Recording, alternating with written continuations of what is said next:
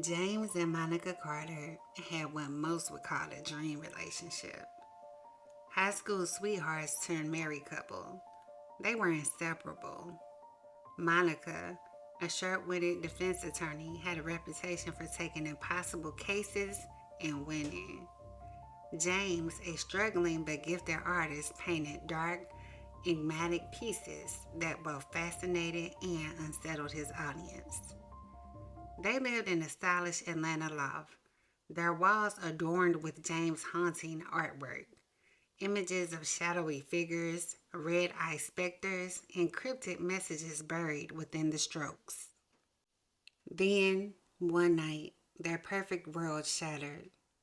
Monica arrived home to find her apartment dimly lit, the air thick with unshakable tension. Something was wrong. The door was unlocked. The scent of iron hung in the air, and then she saw it. Blood. A thick, glistening pool of it leading toward their bedroom. She followed the trail, her breath caught in her throat, and then she found him. James, he sat motionless on the edge of the bed, his hands covered in red, his shirt drenched, and sprawled across the floor at his feet, Lisa Reynolds, their neighbor, lifeless, stabbed 17 times. James looked up at Monica, his voice eerily calm. She wouldn't stop whispering, he muttered.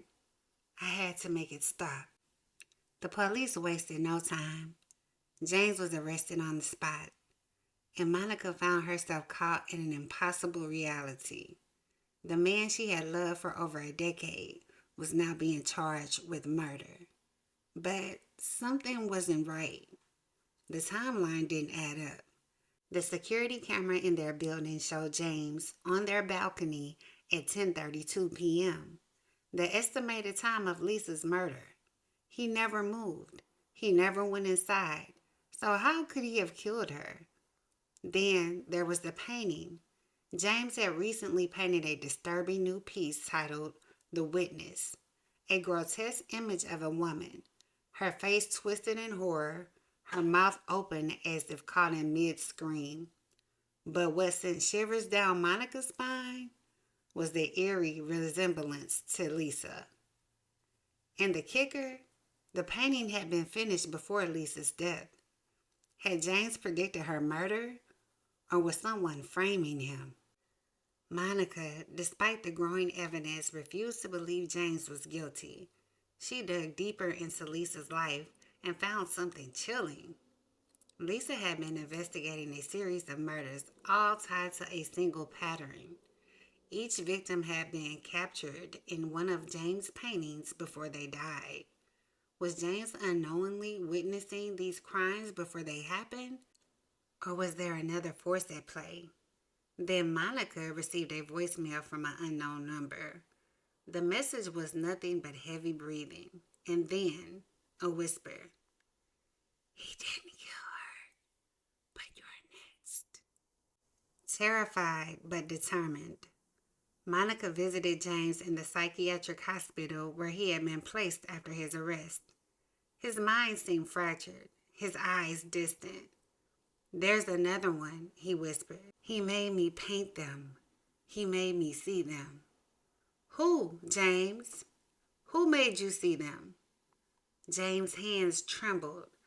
He turned his gaze toward the far corner of the room as if something or someone was standing there watching. Monica felt the hairs on her neck rise. Was he delusional? Or was there truly someone else orchestrating this nightmare? And then she found the final clue.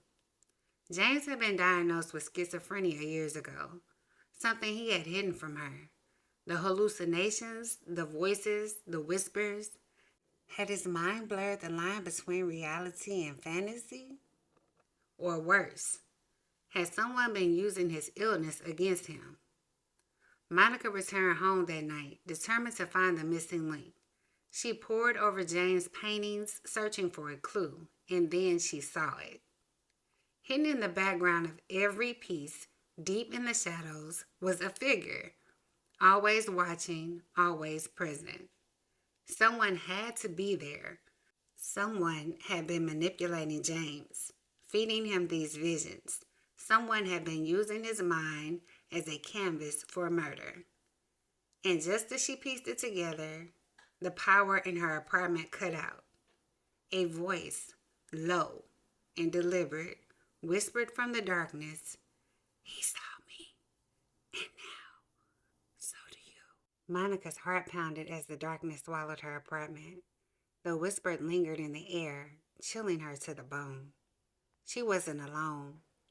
Fumbling for her phone, she turned on the flashlight, sweeping the beam across the room. Shadows stretched along the walls, her pulse hammering with every passing second. Then, a flicker of movement in the corner. A tall, looming figure stood just beyond the light's reach. Monica barely had time to react before the figure lunged. Monica awoke on the floor, her head throbbing. The apartment was still dark, but the figure was gone. She forced herself to her feet, adrenaline overpowering the pain. If she stayed, she'd be dead before sunrise. Grabbing her keys, she fled. But where could she go? The answer hit her like a freight train. James' paintings. They had held the truth all along.